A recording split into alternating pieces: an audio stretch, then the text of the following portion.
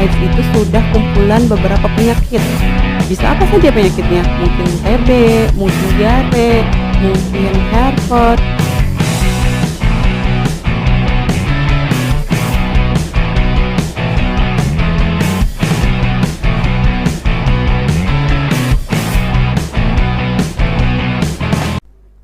Bismillahirrahmanirrahim. Assalamualaikum warahmatullahi wabarakatuh. Halo teman-teman semuanya, kembali lagi di podcast Diksi, Diskusi Asik Literasi. Oke teman-teman semuanya, perkenalkan nama saya Muhammad Abdal Abdul Qadir. Di sini saya sebagai host yang akan menemani teman-teman semuanya untuk beberapa menit ke depan. Oke, untuk podcast kali ini kita sangat berbeda sekali ya teman-teman. Kita kedatangan narasumber yaitu dari luar. Daripada penasaran, langsung saja kita berkenalan langsung dengan narasumbernya. Baik Ibu, silakan untuk memperkenalkan diri. Hai, halo semuanya. Saya Yofi dari KPA. KPA itu Komisi Penanggulangan AIDS Kabupaten Majalengka. Wih, keren sekali ya teman-teman semua. Kita untuk podcast kali ini kita kedatangan dari KPA. Nah, di sini untuk beberapa menit ke depan kita akan membahas mengenai tentang HIV dan juga AIDS ya. HIV AIDS ya. Oke, langsung saja mungkin ya ke pertanyaan yang pertama biar langsung aja. Jadi gini ya Bu, apa dampak yang akan terjadi jika penyakit HIV tidak segera ditangani? Baik, bagus ya pertanyaannya. Apa dampak yang akan terjadi ketika HIV tidak ditangani?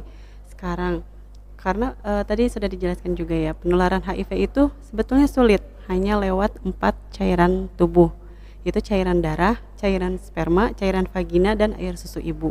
Jadi ketika kita tidak bermain-main dengan 4 cairan itu, menjaga diri dari perilaku beresiko, kita tidak akan tertular. Tapi pada saat ini di Majalengka kasusnya sudah cukup tinggi. Penularannya itu dalam waktu 1 bulan bisa di kisaran 20-30 kasus baru per bulan. Kalau misalkan bayangkan aja, kita nggak tangani nih HIV, kita biarin aja. Mungkin orang-orang akan ditemukan sudah dalam keadaan sakit, sudah mungkin sebentar lagi meninggal. Tidak terdeteksi dulu awalnya, dan barangkali nanti juga ketika kita tidak menangani dengan serius itu, keluarga kita, saudara kita, atau teman-teman kita yang terkena. Yang mungkin mereka tidak melakukan perilaku beresiko tapi tertular, misalkan bayi yang tertular dari ibunya. Ibunya nggak macam-macam loh, tapi mungkin suami ibunya yang jajan gitu. Nanti kan setelah itu yang akan rugi siapa? Istrinya rugi, bayinya juga rugi. Jadi kalau HIV itu tidak ditangani dengan serius, bisa aja karena fenomenanya juga gunung es. Fenomena gunung es itu terlihatnya hanya sedikit di atas, tapi di bawahnya itu banyak banget. Jadi kalau misalnya kita tidak tangani dengan serius, suatu saat akan menjadi bom waktu. Generasi muda bahkan akan menjadi korbannya gitu. Sangat takut sekali ya teman-teman semuanya. Oke, jadi untuk HIV itu tadi cuman bisa menular dari 4 cairan ya. tubuh. Jadi teman-teman semuanya jika tidak melakukan yang keempat itu, insya Allah tidak akan terkena HIV. Bahkan kalau misalkan ada teman, saudara, atau tetangga yang terkena HIV itu jangan dikucilkan. Karena penularannya susah. Ketika kita berjabatan tangan, berpelukan, satu alat makan, satu toilet, itu tidak akan menularkan. Jadi kita harus dukung untuk mereka mau berobat gitu. Oke Ibu, kalau untuk cara kita mengetahui seseorang itu terkena HIV atau AIDS itu bagaimana ya Bu? Caranya hanya satu, tes HIV. Karena seseorang yang belum pernah tes HIV, meskipun dia bilang saya nggak HIV, itu tidak bisa mengetahui statusnya. Kalau kita merasa beresiko tes HIV, tapi kalau belum pernah melakukan perilaku beresiko, tetap jaga seperti itu gitu. Tapi barangkali penasaran, boleh tes HIV gratis di semua layanan puskesmas di Kabupaten Majalengka. Oke, jadi untuk tes HIV itu bisa dilakukan di puskesmas. Ya, puskesmas terdekat. Dan puskesmasnya juga barangkali malu nih kalau misalkan malu nanti kalau ke puskesmas Bataruja gak ada yang kenal, boleh. Mau main ke puskesmas Majalengka boleh, atau nanti di kita juga ada teman-teman lapangan, boleh juga. Biasanya nanti ada DM ke kita, boleh juga tuh ada Instagramnya KPA ya, KPA Majalengka, atau Facebook atau juga WA yang barangkali malu untuk curhat ke orang tua atau ke guru BK, boleh mending curhat ke kita aja. Rahasianya dijamin gitu. Siap ya Bu ya. Oke, mungkin langsung saja ya dilanjut ke pertanyaan yang kedua. Boleh. Pertanyaan itu, apa bedanya penyakit HIV dan juga AIDS sih Bu? Nah, HIV dan AIDS. HIV dan AIDS itu beda. HIV itu Human Immunodeficiency Virus.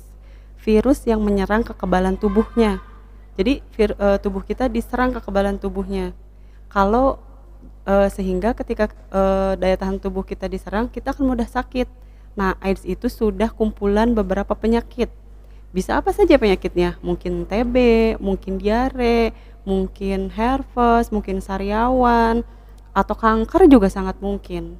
Karena banyak juga yang seperti itu. Jadi kalau AIDS itu sudah kumpulan beberapa penyakit. Orang yang kena AIDS itu tubuhnya udah terserang berbagai penyakit. Jadi kalau HIV itu biasanya masih sehat, karena yang diserang hanya kekebalan tubuhnya kan, masih bisa beraktivitas tanpa gejala penyakit. Tapi kalau AIDS itu sudah terserang oleh berbagai penyakit. Jadi berbeda ya kalau HIV dan AIDS. Oke, kan tadi itu AIDS itu sudah terserang oleh beberapa penyakit ya Bu. Apakah itu tetap masih bisa disembuhkan atau bagaimana? AIDS itu kan berbagai penyakit, misalkan TB ya, paru-paru. TB-nya kita obati. Kalau TB-nya bisa sembuh. Kalau TB-nya bisa sembuh karena ada pengobatannya yang bisa untuk menyembuhkan. Tapi kalau HIV-nya, virusnya akan tetap hidup di dalam tubuhnya. Makanya pengobatannya seumur hidup. Jadi orang yang HIV positif itu harus minum obat seumur hidupnya. Bukan untuk menyembuhkan, hanya untuk menekan si virus itu. Jadi kalau misalkan udah segitu ya udah segitu aja, tapi dia bisa beraktivitas normal. Gitu. Kalau untuk mengenai rata-rata umur yang terkena HIV atau AIDS itu kisaran umur berapa tak? Nah, sekarang itu rata-rata yang HIV positif itu di usia produktif. Di usia mulai mungkin dari rentang 16 sampai 40 tahun itu yang paling banyak. Pokoknya usia produktif termasuk remaja, termasuk anak sekolah SMA itu pelajar udah ada yang terkena di Majalengka. Oke, Bu. Mungkin sekarang dilanjut lagi aja ke pertanyaan selanjutnya, yaitu apakah akan ada suatu program dari KPA untuk ke sekolah-sekolah terkait program mengenai HIV atau AIDS? Sebetulnya program KPA untuk ke sekolah-sekolah sudah berjalan. Kita sudah mulai dari 2021 kalau nggak salah, itu langsung surat edarannya dari Pak Bupati. Karena KPA itu kan lembaga pemerintah yang diketuai langsung oleh Pak Bupati. Jadi waktu itu kita sudah bersurat ditandatangani langsung oleh Pak Bupati ke KCD, Kantor Cabang Dinas Pendidikan kan, untuk menyurati kembali sekolah-sekolah agar kita bisa edukasi HIV di sekolah gitu. Jadi program termasuk juga selain KPA juga ada Dinas Kesehatan. Ada Dinas Kesehatan dan termasuk turunannya Puskesmas. Puskesmas itu biasanya ada program juga masuk ke sekolah-sekolah. Jadi kita itu sudah bersinergi untuk edukasi HIV di kalangan pelajar.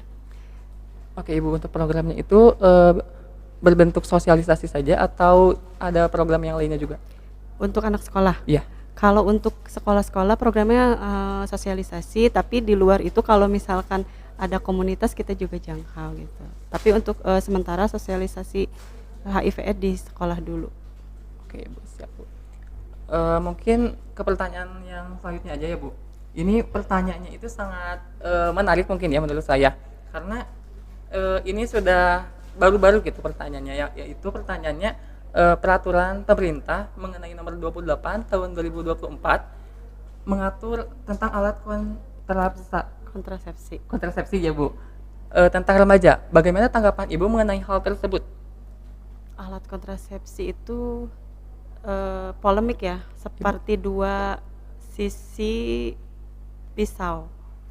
Karena kan mungkin untuk sebagian orang akan berpikir pemerintah seolah melegalkan alat kontrasepsi untuk remaja gitu. Tapi saya juga masih belum ini ya, karena ke KPA belum ada turunan untuk aturannya. Kalau untuk alat kontrasepsi itu di KPA ya, saya jelaskan yang bukan di KPA, di penanggulangan HIV/AIDS. Di kami juga ada alat kontrasepsi di penanggulangan AIDS, tapi kita tidak serta-merta membagikan. Misalnya nih, anak kita datang ke sekolah di sini ke SMA 1 Bantar Ujung, kita kan nggak bawa kondom. Iya. Kita juga nggak bagi-bagi kondom kan, nggak bagi alat kontrasepsi kan ke anak-anak sekolah. Kita memberikan alat kontrasepsi itu ke orang-orang yang berada di bawah dampingan kita, orang-orang yang kita dampingi. Jadi misalkan nih kita ke SMA Bantar Ujung. Nah, ada nih misalkan yang DM ke kita atau yang chat ke kita bahwa saya melakukan perilaku beresiko. Berarti kan arahan pertama dari kita apa? Mengedukasi bahwa itu kan berbahaya dan mengarah ke perubahan perilaku. Ayo dong, rubah dong perilakunya, jangan gitu dong. Kan pasti kita edukasi dulu kan. Iya benar. Itu bahaya loh, jangan dong, jangan perilaku seperti itu. Tapi kan orang itu nggak semudah itu merubahnya. Rokok aja, ketika kita, kamu jangan ngerokok, emang bisa? Kan nggak semudah itu. Sama juga dengan orang yang suka jajan, orang yang berperilaku beresiko. Kamu jangan gitu dong, jangan berperilaku beresiko, itu bahaya. Kan nggak mungkin sekali kita omongin orang itu langsung berubah. Nah, untuk orang-orang seperti itu yang akan kita bekali kondom, yang akan kita bekali alat kontrasepsi, misalkan nggak bisa, saya nggak bisa, saya masih saya nggak bisa berhenti dari itu, saya pasti jajan lagi gitu. Kita akan bekali itu bukan untuk melegalkan perilakunya, tidak, tapi untuk mencegah penularan penyakitnya. Kita memberikan pun karena kita dampingi. Misalkan nih ada temennya suka jajan nih gitu kan, dia udah diedukasi sama kita, udah jangan jajan itu bahaya nih gini, tapi dia nggak mau berubah. Saya nggak bisa berhenti gitu kan, daripada kamunya terkena penyakit gitu. Jadi kita bekali, kita kasih alat kontrasepsi karena dia tidak bisa berhenti, minimalnya dia melindungi dirinya dan melindungi orang lain. Jadi lebih ke untuk melindungi diri dari penyakit, bukan untuk melegalkan, karena kita juga berupaya untuk merubah perilakunya gitu. Jadi sebetulnya itu akan ada penjabarannya mungkin ya, tidak serta-merta ke semua orang kita membagikan alat kontrasepsi untuk melegalkan, tidak. Kalau di program HIV ya, di program HIV itu pemberian alat kontrasepsi hanya pada orang-orang yang didampingi gitu, dalam rangka pencegahan untuk melindungi diri dari penyakitnya gitu.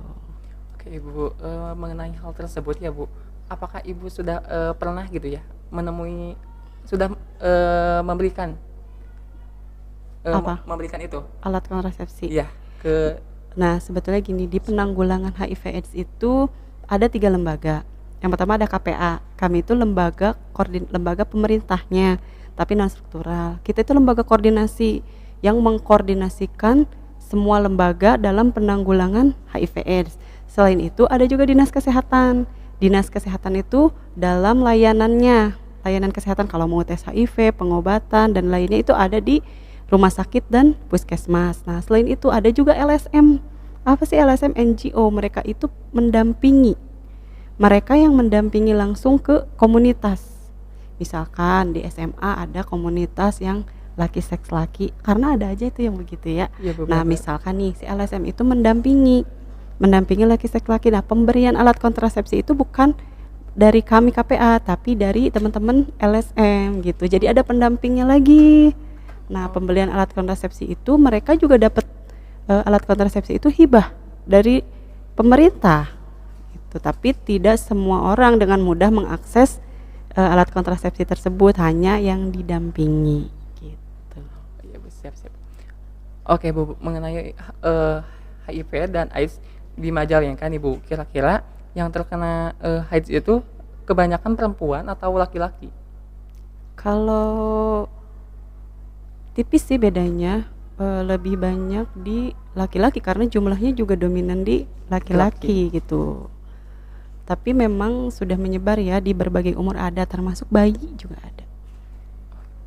Oke Bu, kalau untuk penularan itu tuh lebih masuknya itu kayak lebih gampang ke laki-laki atau ke perempuan? Mudah menyebarnya? Mudah menyebarnya ya, sebetulnya sih sama aja menyebarnya kan. Yang penting tadi ingat ke 4 cairan yang menularkan sama 4 cara penularannya. Selama itu terpenuhi ya akan mudah menularkan baik ke laki-laki maupun ke perempuan gitu. Oke Bu, sekarang lanjut aja mungkin yang pertanyaan selanjutnya. Hmm, untuk HIV di Majalengka kan tadi sudah banyak sekali ya yang terkena HIV, dan itu bisa bayi juga. Bisa bayi Juga juga ada bayi juga itu salah satu faktor penyebabnya dari orang dari tua. orang tuanya. Nah, ibu mungkin ibu bisa menjelaskan ya, itu kenapa bisa sampai menular ke bayi? Ya. Jadi kenapa sampai menular ke bayi? Bayi itu kan tidak punya dosa ya. Makanya saya bilang juga bahwa tidak semua orang yang HIV positif itu adalah pelaku. Banyak juga korbannya. Salah satunya siapa? Bayi. Bayi tertular dari siapa? Kita mungkin bayi kan lahir dari ibu rumah tangga biasa misalkan. Ibu rumah tangganya nggak pernah kemana-mana. Dia melayani suaminya saja. Tapi tiba-tiba dia HIV. Dari mana? Mungkin suaminya pernah jajan di luar. Akhirnya suaminya positif, menularkanlah ke ibunya. Dan ibunya mungkin juga dia tidak memeriksakan diri ke layanan kesehatan, sehingga akhirnya dia eh, melahirkan, menyusui anaknya, dan akhirnya si bayinya positif gitu. Jadi kan penularannya dari orang tuanya. Bayi itu tidak berdosa, tapi kalau misalkan si ibu hamil tersebut memeriksakan dirinya ke dokter atau ke layanan kesehatan dan melakukan tes HIV, kemudian melakukan persalinan sesuai dengan SOP, kemungkinan besar anaknya akan negatif gitu. Jadi karena persalinannya akan sesuai SOP, yaitu untuk persalinan sesar, dan kemudian si bayinya tidak diberi ASI untuk mencegah penularan. Dan kasus seperti itu di Majalengka sudah banyak juga yang ibunya HIV positif tapi anaknya negatif karena mereka mengikuti prosedur gitu. Oke ibu, untuk pengobatan HIV nih kira-kira butuh waktu berapa lama dari seseorang itu terkena penyakit HIV atau AIDS, dan untuk sampai sembuh kira-kira tuh waktunya berapa lama? Nah, untuk HIV itu sampai sekarang belum ada obat untuk menyembuhkan. Yang ada hanya terapi ARV atau antiretroviral virus untuk menekan si virus tersebut. Jadi kalau bisa sembuh total itu nggak bisa orang HIV. Orang HIV itu harus minum obat seumur hidup. Kita aja bosen ya minum obat, mungkin semingguan kena pilek atau apa gitu minum obat bosen. Apalagi ini orang HIV harus minum obat seumur hidup. Makanya mereka butuh dukungan kan, ada lelahnya gitu. Tapi ketika orang tersebut sudah pengobatan mungkin minimal 1 tahun, dia rutin setiap hari minum ARV, ada yang namanya cek viral load. Jadi dia akan dicek si virus tersebut dalam tubuhnya. Dan kalau sudah undetect, itu sudah tidak menularkan lagi ke orang lain. Baik misalkan ya orang yang sudah menikah, suaminya HIV positif, dia pengobatan nih setahun, terus dicek dia sudah tidak sudah undetect, HIV-nya ada, virusnya tetap hidup di orang tersebut, tapi dia sudah nggak menularkan lagi. Itu masih bisa nanti program untuk punya anak sama istrinya, dan istrinya tidak akan tertular termasuk bayinya. Jadi yang penting kuncinya untuk orang yang sudah HIV positif adalah semangat berobat, tetap berobat seumur hidup gitu. Oke Bu, untuk HIV kan tadi rata-rata obatnya itu belum ketemu yang pasti ya Bu? Ya, belum ada obat untuk menyembuhkan. Nah, jika seseorang itu meninggal yang terkena HIV, apakah virusnya akan tetap mati atau bagaimana Bu? Virusnya ya, kalau misalkan orang HIV itu meninggal, kan berarti inangnya udah nggak ada ya, kan hidup di dalam tubuh. Berarti kan kemungkinan virusnya juga mati, tapi memang kita nggak seperti orang COVID ya. Kalau COVID kan prosedurnya ketat, tapi kalau orang HIV mungkin ada yang meninggal bisa pakai sarung tangan untuk pemulasaran jenazahnya, dan nggak serta-merta menularkan secara langsung juga kan gitu. Oke, sekarang untuk HIV. Jadi teman-teman semua, untuk HIV itu tadi kan kita sudah membahas mengenai HIV. Banyak sekali ya ilmu-ilmu yang kita dapat dari HIV. Mungkin ada pertanyaan lagi nih Bu. Untuk kita mengetahui bahwa seseorang itu mempunyai gejala HIV gitu. Apa sih gejala-gejala supaya seseorang itu sadar positif HIV? Kalau untuk HIV sendiri itu nggak ada tanda-tandanya. Kayak misalkan orang juga diare ya orang itu diare gitu. Biasanya kembali lagi ke perilakunya. Orang yang berperilaku beresiko itu akan takut biasanya tes HIV. Bukan takut tesnya, takut hasilnya nanti, takut positif gitu. Gak ada tanda tandanya. Jadi kalau misalkan kita mau mengetahui status kita, lebih baik cek HIV. Boleh pilih di puskesmas mana aja. Siap. Mungkin ada pertanyaan lagi, bentar Bu. Oh, HIV itu kan bisa didapatkan dari seks bebas juga ya Bu ya? Iya. Nah itu kan suka ada gitu ya, di kita itu sudah banyak yang namanya LGBT gitu Bu. Nah apakah dari LGBT juga itu akan terdapat penyakit HIV atau AIDS? Ya, intinya kan HIV itu menular dari 4 cairan tubuh yang tadi. Mau LGBT atau tidak, melakukan hubungan seks beresiko itu rentan terkena penularan HIV. Meskipun bukan LGBT ya, LGBT apalagi karena bukan LGBT ya. Kalau kita menyebutnya lelaki yang berhubungan seks dengan laki-laki lagi. Kalau lelaki yang menyukai laki-laki kan belum tentu menularkan karena dia hanya menyukai. Tapi kalau laki-laki yang berhubungan seks dengan laki-laki lagi itu akan rentan terkena penularan HIV. Karena ya kita bisa tahu sendiri kalau laki-laki dan perempuan itu kan tempatnya. Allah itu menciptakan itu pada tempatnya gitu. Tapi ketika laki-laki dengan laki-laki lagi itu kan lebih mudah untuk menularkannya gitu. Jadi sebetulnya mau LGBT, laki seks laki, dengan perempuan, ketika kita melakukan hubungan seks beresiko itu rentan terkena HIV. Jadi lebih baik menjaga diri. Oke Bu, untuk HIV itu, jadi untuk HIV tadi tuh salah satunya dengan yang dilakukan empat cairan. Ya. Apakah seseorang jika melakukan salah satu 4 cairan itu Bu, apakah itu akan langsung positif HIV atau bisa jadi enggak? Ketika seorang berarti melakukan perilaku beresiko ya, dan kalau menurut saya mungkin ketika 4 cairan, salah satu dari 4 cairan tadi dan 4 prinsip penularannya yaitu virus itu keluar, virus itu hidup, virus itu cukup untuk menularkan, ada pintu masuknya, pasti tertular. Kecuali mungkin orang yang HIV-nya sudah undetect kayak tadi, ketika sudah menjalankan pengobatan secara rutin, sudah tidak terdeteksi virus dalam tubuhnya, ketika melakukan perilaku beresiko pun, atau misalkan nih kalau yang sudah menikah, ibu rumah tangga kan sama suaminya, kalau suaminya sudah undetect dia bisa punya anak. Karena hebatnya Allah itu cairan sperma yang menularkan, tapi spermanya itu suci, tidak tertembus oleh virus gitu. Jadi makanya kan ketika sudah undetect sudah bisa untuk program punya anak gitu. Jadi HIV juga bukan akhir dari dunia loh gitu. Ya benar Bu.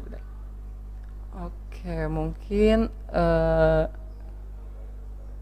untuk HIV ya. HIV itu berarti sangat berbahaya sekali ya Bu. Dan rentan usia itu tadi kita sudah mengetahui. Jadi untuk HIV itu mudah terkena di usia, kebanyakannya terkena di usia produktif ya Ibu.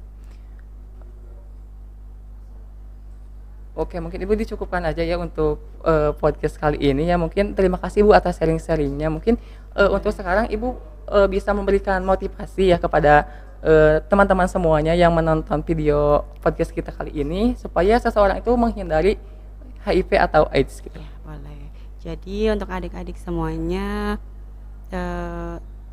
yang paling penting itu adalah menjaga diri. Baik itu laki-laki ataupun perempuan, lebih baik menjaga diri dari perilaku beresiko daripada akhirnya terkena HIV AIDS gitu. Karena siapa yang rugi? Diri kita sendiri. Masa depan kita masih panjang.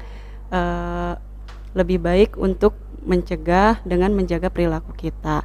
Tapi juga penanggulangan HIV AIDS itu butuh kepedulian, butuh kerjasama dari berbagai sektor. Termasuk adik-adik juga bisa bantu program penanggulangan HIV kami gitu.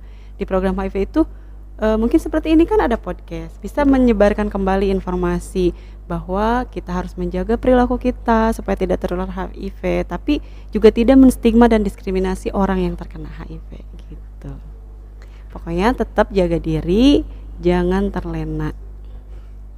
Oke, siap Ibu. Terima kasih Ibu. Ya. Oke, teman-teman semuanya, tadi kita sudah sharing-sharing ya bersama dari KPA ya. mengenai HIV dan AIDS. Oke, untuk itu juga bisa sekalian promosi ya, yang silakan, Ibu, IG-nya boleh. KPA. Nah ya barangkali tadi kan kalau adik-adik tuh biasanya rasa penasarannya tinggi tuh gitu kan. Jadi Ya, ketika benar-benar. ingin mengakses informasi lebih baik tanya ke ahlinya gitu. Nah kalau misalkan ada hal-hal yang ingin dicurhatkan, kalau ketika ke orang tua itu takut atau malu, ke guru BK juga sama, boleh curhat ke kita, ada ke Instagram atau Facebook atau juga WhatsApp KPA, boleh ke Instagram KPA Majalengka. Ada 2 nomor kontak di situ, boleh hubungi saja. Gitu. Oke teman-teman, tadi ya udah disebutkan bahwa jika teman-teman mau curhat gitu ya, malu ke orang tua maupun ke guru BK, boleh langsung saja hubungi KPA ya. IG-nya itu tadi KPA Majalengka ya teman-teman, boleh untuk dikepoin ya Bu. Mungkin sekian ya podcast kita kali ini. Terima kasih Ibu atas waktunya dan terima kasih telah memberikan kami berbagai ilmu yang sangat begitu menarik dan pengetahuan yang kami tidak akan dapatkan mungkin selain dari Ibu mungkin ya Ibu. Boleh akses puskesmas boleh ya, dimanfaatkan juga. Boleh Ibu. Tapi sebelum kita tutup kita jargon dulu Bu, boleh gak? Boleh. Gimana? Jadi jargonnya itu nanti podcast Diksi yaitu podcast Diksi, diskusi asik literasi. Siap Bu ya? Oke. Oke teman-teman, podcast Diksi, Diskusi asik literasi. Oke, mungkin teman-teman dicukupkan saja untuk podcast kali ini. Saya Muhammad Abdul Qadir, pamit undur diri. Wabillahi taufiq wal hidayah. Wassalamualaikum warahmatullahi wabarakatuh.